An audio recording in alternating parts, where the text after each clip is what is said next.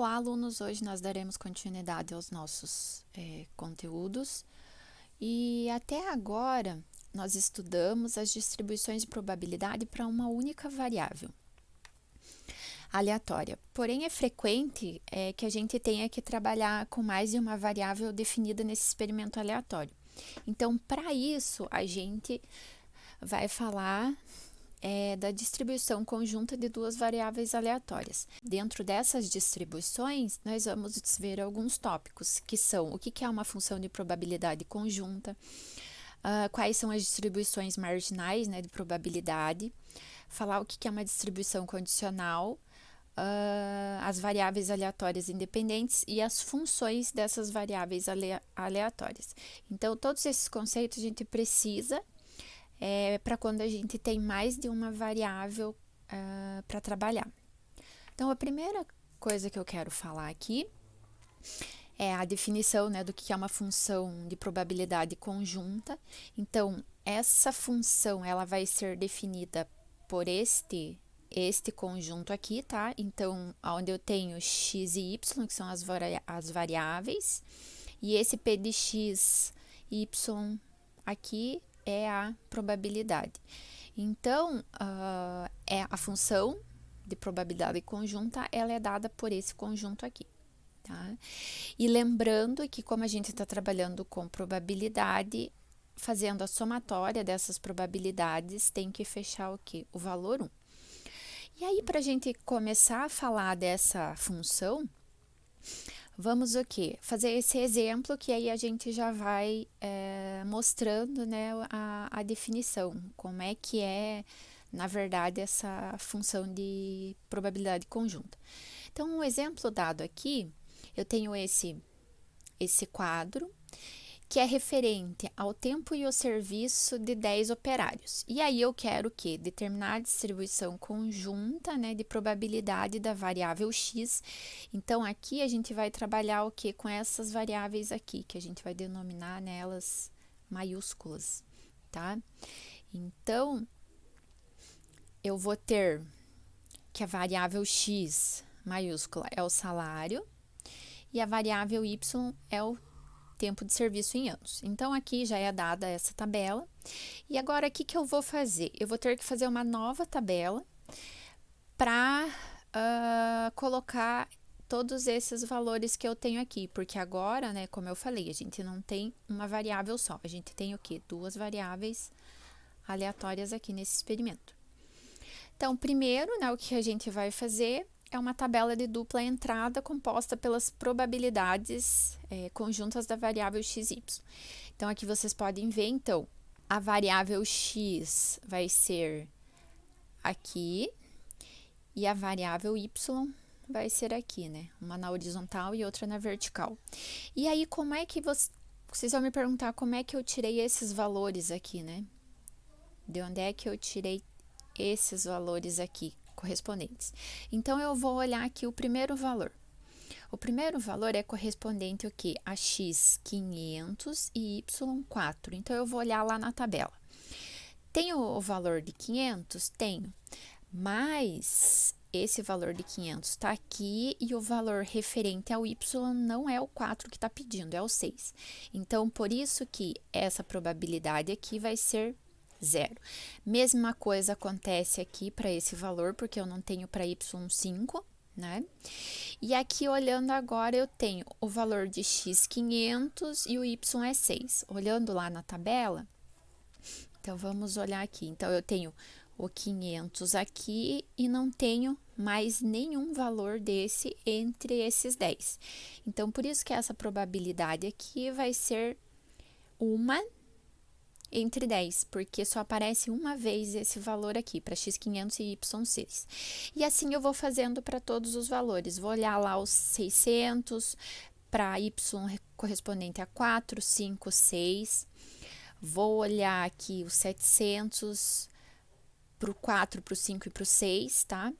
E essa coluna aqui, ela é o quê? É a somatória dessas probabilidades aqui. Então, eu vou somar 0, 0 mais 1/10, então eu tenho 1/10, somar essas aqui, vai me dar esse valor, somo essas aqui, vai me dar esse valor. E essa linha aqui, aí é o contrário, né? Então, essa linha aqui é correspondente à soma dessas probabilidades, que vai me dar 1/10, 3/10 e 6/10, certo?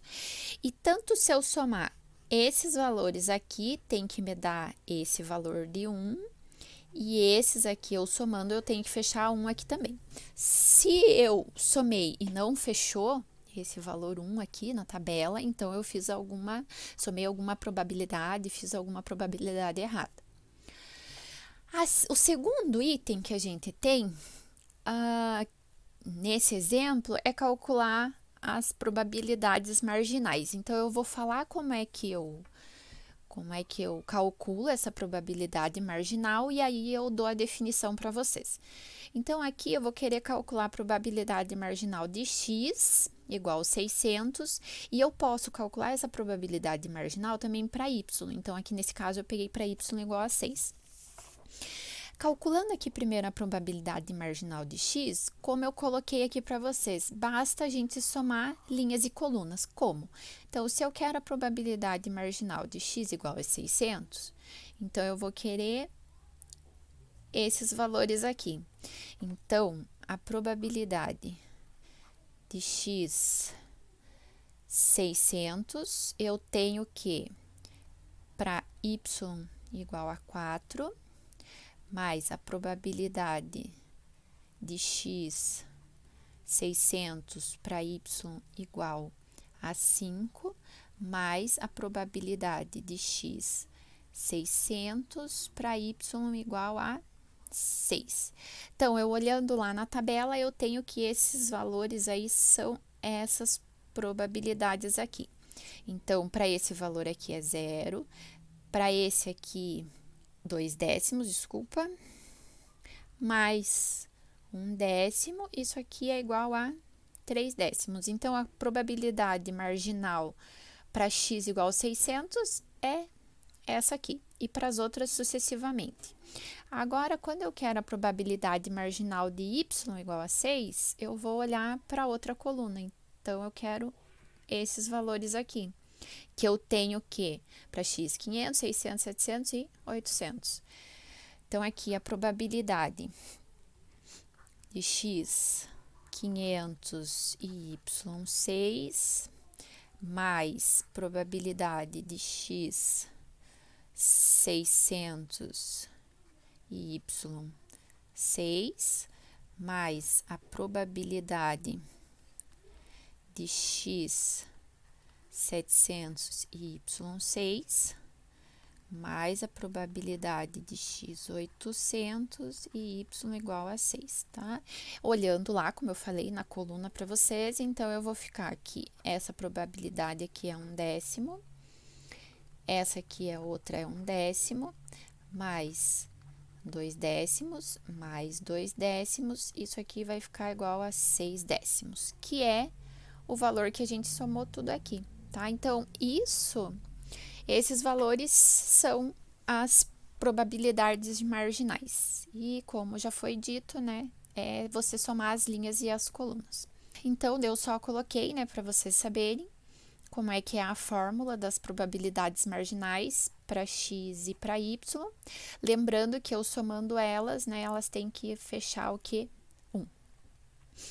Aí, o outro passo que a gente pode utilizar aí já para resolução desse exercício, desse exemplo, é que vocês já viram lá o que é esperança, né? Então, a esperança, na verdade, é uma média, né? Então, aqui eu posso calcular o salário médio, que vai ser o E de x, né? Porque a variável x é o salário médio, e o tempo médio de serviço, que é esse E de y, porque o y é a variável tempo médio de serviço.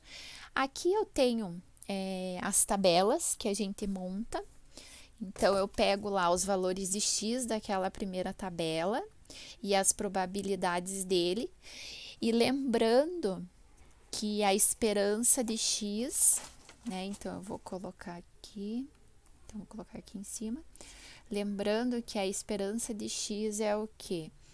É a somatória de de 1 até n dos xis, multiplicando as probabilidades para cada um valor desses xis, né? Então, aqui, para eu achar essa esperança, eu faço o quê? Uma outra coluna, uma terceira coluna, multiplicando esses dois valores aqui. Então, xp de x para o primeiro, para o segundo, para o terceiro. E esse valor aqui, que é a somatória de todas essas aqui, vai me dar o quê? A esperança do x. Então, a esperança do x é o 680. Mesma coisa que eu faço para a variável y, né? Tenho lá os valores de y, os valores das probabilidades. Multiplicando esses dois, eu tenho esse aqui. E esse valor aqui, então, vai ser a minha esperança de y. E aí, outro item, né? É o quarto. São as distribuições condicionais. Então, nesse caso aqui, né, o nome já diz aqui, ó, condicional, nós vamos utilizar lá a fórmula da probabilidade condicional. E aí, como é que eu vou encontrar esses valores? Então, está sendo dado aqui, ó, calcular o salário médio dos operários com 5 anos de serviço. Então, o tempo de serviço é o y, né? Então, esse aqui vai ser a minha variável y. Eu sei que eu tenho para valores de x é o quê? É o 500, o 600, o 700 e o 800. E o y eu vou deixar fixo, porque eu quero que aconteça, eu quero calcular o salário médio para esses valores aqui, mas eu já estou especificando que é para 5 anos de serviço. Então, para a probabilidade de x igual a 500, dado que y é 5, usando a fórmula da probabilidade condicional, eu tenho que isso aqui é 500 e y é 5, e dividido pela probabilidade de y igual a 5. Olhando lá na tabela, eu sei que aqui eu não tenho para x 500 um valor de y igual a 5. Então, essa probabilidade vai ser 0. E a probabilidade de y igual a 5 é essa aqui, os 3 décimos. Então, 0 dividido por 3 décimos é igual a 0.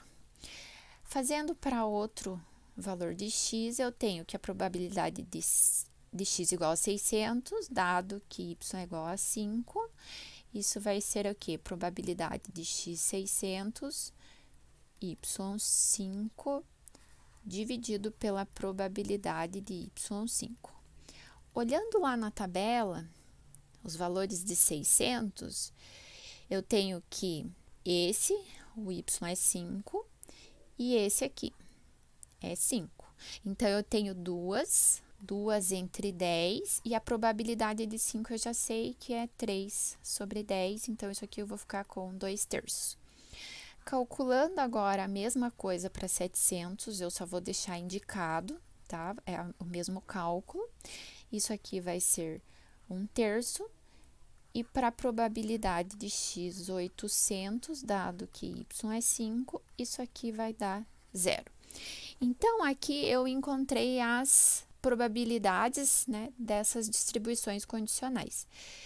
Com esses valores, eu consigo formar essa outra tabela com os valores de x, e esses aqui são essas probabilidades, né, que eu encontrei. Esse valor aqui de 0, 2/3, 1/3 e 0. Então, eu formo essa outra coluna aqui, e multiplicando esses dois valores aqui, eu vou achar o quê? Esse x vezes essa probabilidade aqui, que na verdade, isso aqui é isso aqui que eu quero, que é essa esperança, porque o que ele está pedindo aqui, ó, ele quer calcular o salário médio. Então, a gente está falando aí de uma média. E nesse caso, como a gente está trabalhando com as variáveis aleatórias, né, as discretas, a esperança é dada por isso aqui que a gente já comentou. Somando tudo isso aqui, então eu sei que esse valor aqui é essa esperança, que é os 633,33, portanto, o salário médio dos operários com 5 anos de serviço é de R$ 633,33 reais.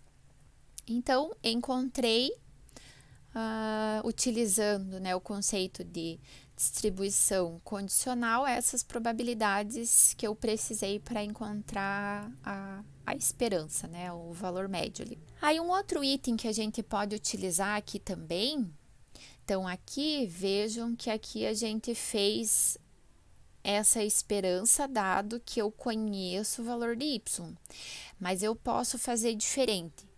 Eu posso que dado x, que x ocorre, eu querer saber o que? Os valores de y. Então, nesse caso aqui, ó, calcular o tempo médio de serviço e o desvio padrão dos operários com salário de R$ 700 reais. Então, agora aqui ele está me dando o salário e eu quero achar o tempo médio. Eu vou fazer a mesma coisa que eu fiz lá para esse item aqui.